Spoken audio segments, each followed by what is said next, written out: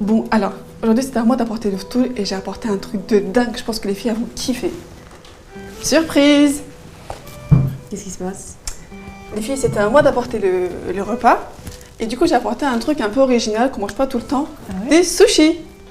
Moi, j'arrive pas avec les algues. D'accord. Moi, j'aime pas le poisson cru. Je suis désolée, mais moi j'ai pas le droit. Ah mince. Et du coup, vous voulez que je prépare quoi? Parce qu'il reste pas beaucoup de temps pour le touche. Bon, on va voir ce qu'on peut faire. Mais tu sais, pour éviter ce genre de flop, tu aurais pu faire le isticharah avant de prendre cette décision. Si tu sais ce que c'est le isticharah, écris-le en commentaire et on se retrouve juste après le générique. Plongez au cœur de la spiritualité pendant ce mois béni du Ramadan. 4 groupes, de Belgique et de France, une expérience inoubliable.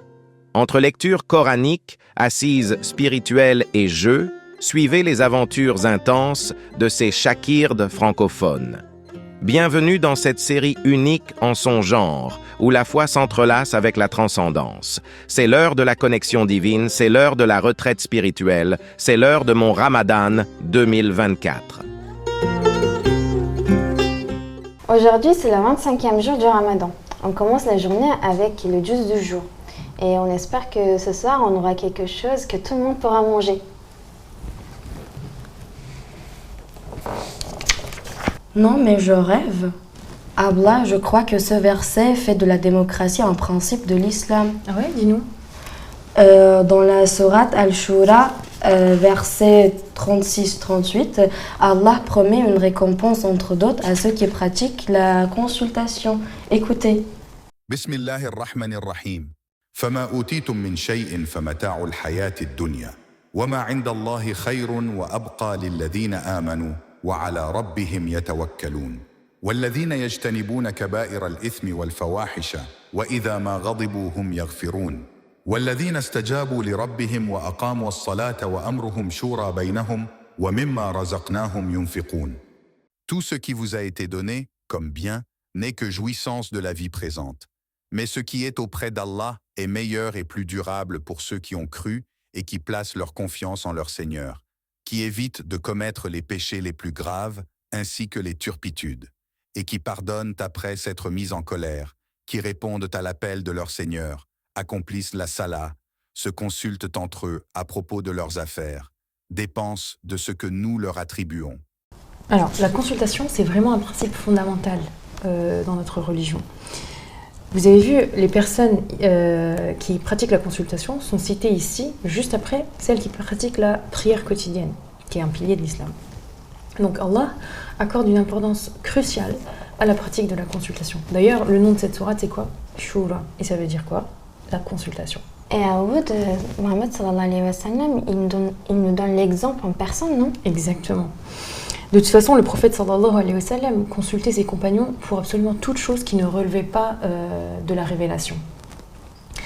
Et Abu Huraira, il dit même que à partir du moment où le prophète alayhi salatu wa sallam a reçu l'ordre consulte-les à propos de tes affaires dans la sourate Al-Imran, il consultait tellement les compagnons que Abu Huraira dit « Je n'ai vu personne d'autre dépasser le prophète dans cette pratique-là ». Ah ouais, carrément, en fait, le prophète a reçu l'ordre avec un verset. Oui, et Oud, il consulte ses compagnons pour la stratégie de bataille. Et ça, c'est malgré qu'il soit un prophète, en fait, la communauté a pris la décision de la majorité et le prophète, il s'est pas opposé. Exactement. Il accepte cette décision par respect pour la pratique de la consultation, même s'il savait pertinemment les conséquences dramatiques, en fait, de cette décision. Et il nous recommande à nous aussi de pratiquer la consultation au quotidien pour des décisions qui sont plus ou moins importantes. Mais bon, on verra tout ça tout à l'heure pendant l'assise. Pour l'instant, je vous propose, si vous avez fini de lire votre juz, de passer à la routine spirituelle. Vous vous souvenez, on avait mis une rubrique mémorisation de hadiths. Donc, je vous propose de choisir un ou plusieurs hadiths, de les apprendre par cœur. Et après, vous me direz pourquoi vous avez choisi ce hadith et ce que vous en comprenez. Ça marche.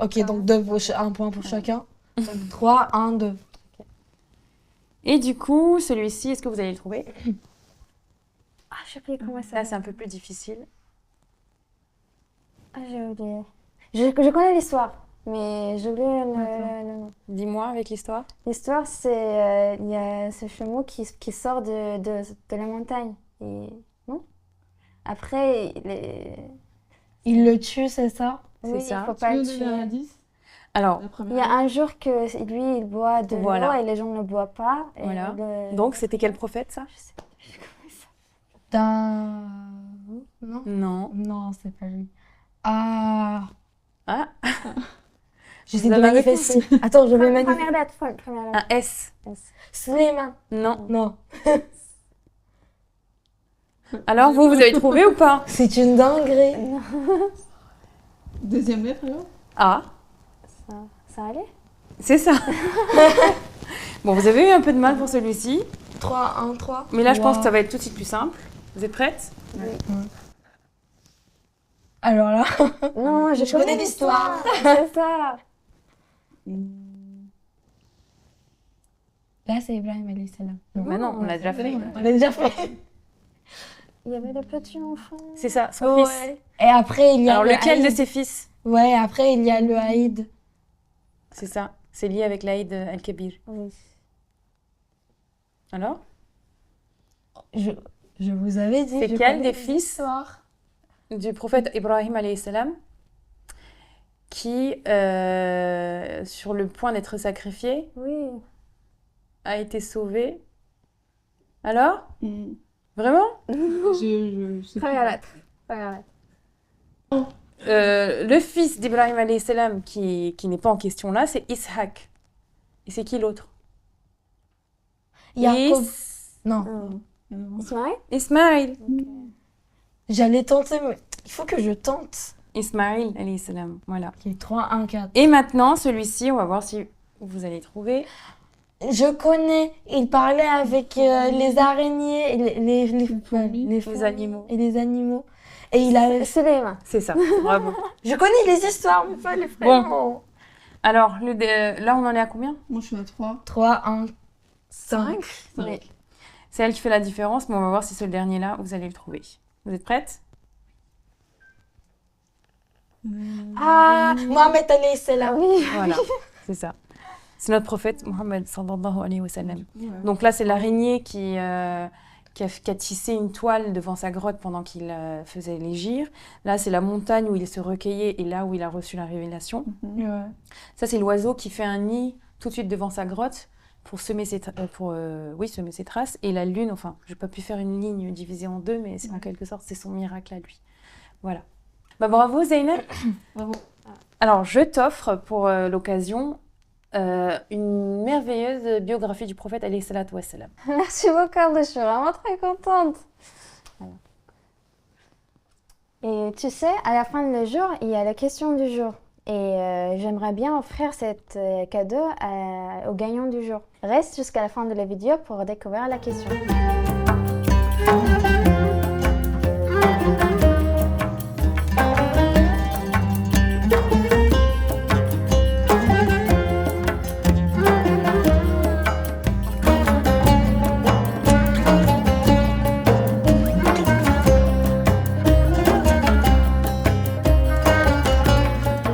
Tout à l'heure, on a parlé d'un verset qui pose la consultation comme un principe islamique. Je vous propose maintenant qu'on en parle en détail avec les filles. Alors, en islam, les gouverneurs et chefs d'État sont tenus de s'entourer d'une shura pour prendre les décisions liées à la communauté. Une shura, c'est une assemblée de consultation.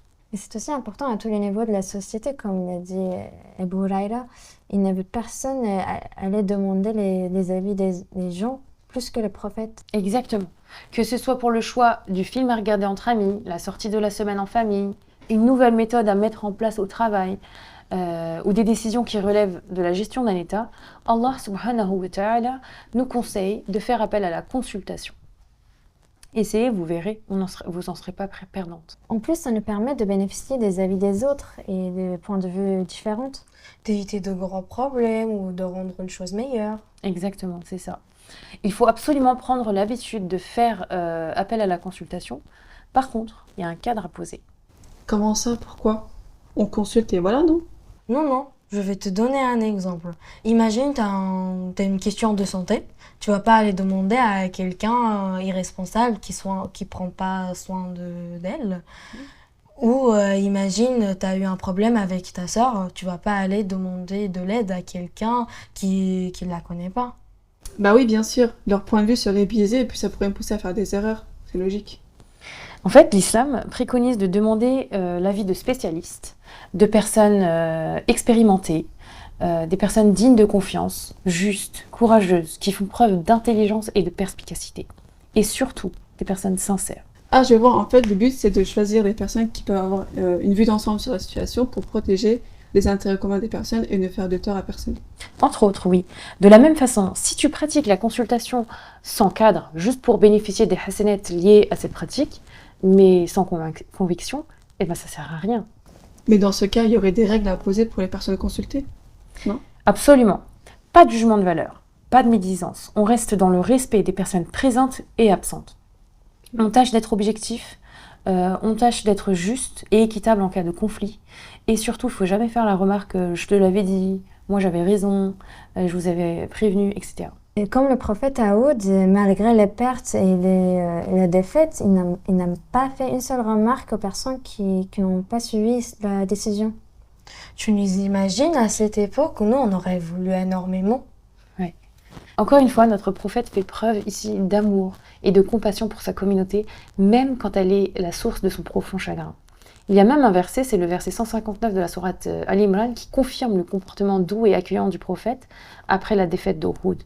Alors que la défaite d'Uhud, c'est la conséquence de l'avis contraire du prophète. D'après ce verset, s'il leur avait reproché, les gens ne seraient pas restés avec le prophète. Et à la suite de ce verset, le prophète reçoit l'ordre de continuer à consulter ses compagnons pour les affaires, et ce, malgré l'erreur de la décision. J'avais lu que les compagnons avaient fini par convaincre les personnes qui ont à l'origine de cette décision, de la mauvaise décision. Pourquoi ils ne sont pas revenus dessus? Alors ça, c'est une autre règle concernant la consultation. Une fois qu'une décision est prise, il ne faut pas revenir dessus. Le verset le mentionne aussi à la suite.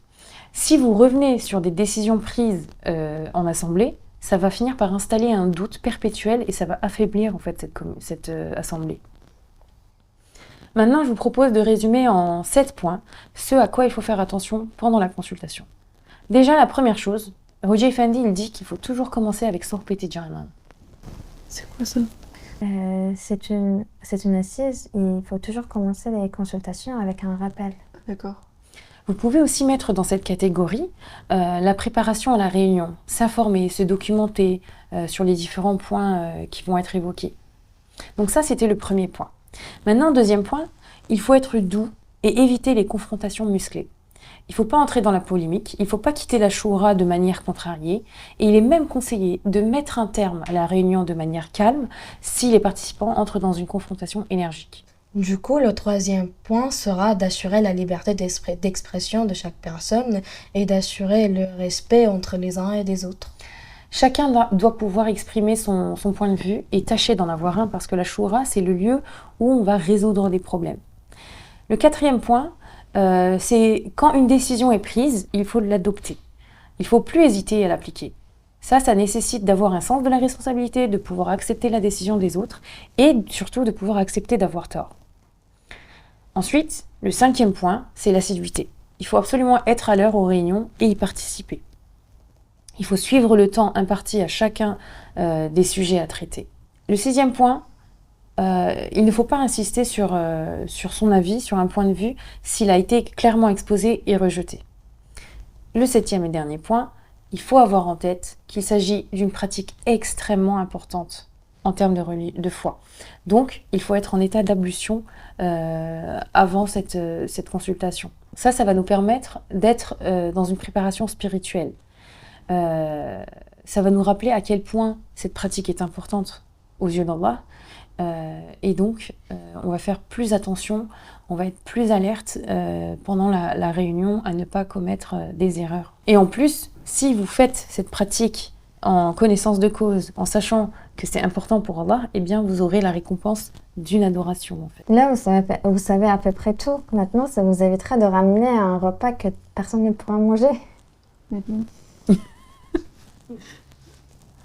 Alors, du coup, les filles, je vous propose de terminer cette assise avec un petit mot de Hoja Efendi. Ok ?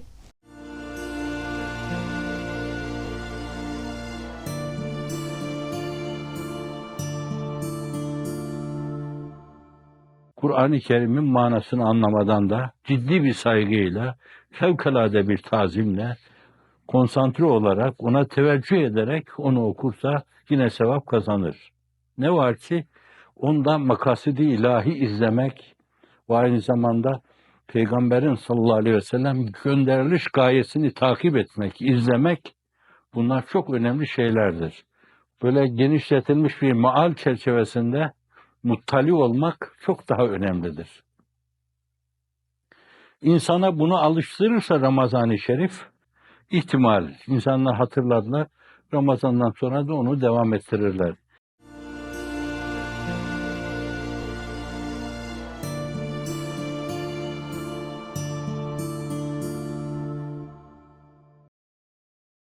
Mohammed, le messager de Dieu. Les compagnons étaient si dévoués à la sunna qu'ils voyagèrent parfois de longues distances pour apprendre un seul hadith. Par exemple, Abu Ayyub al-Ansari voyagea de Médine jusqu'en Égypte pour vérifier l'exactitude de la formulation d'un hadith. Parmi ceux qu'il avait reçus du messager, seul Uqba ibn Amir était toujours en vie et habitait en Égypte. Abu Ayyub arriva dans la capitale et, appelant son gouverneur Maslama ibn Mukhallad, trouva un guide pour l'emmener chez Uqba. Quand il trouva ce compagnon dans une rue, il lui demanda de vérifier ce hadith.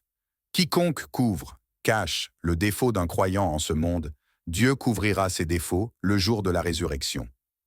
Uqba lui confirmant que sa mémoire était bonne, Abu Ayyub demanda congé en disant « Je ne suis venu que pour t'interroger sur ce hadith.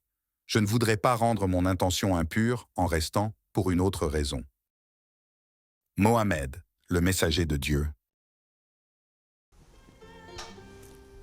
Merci de nous avoir regardés et voici la question du jour. Quel mot arabe désigne la consultation?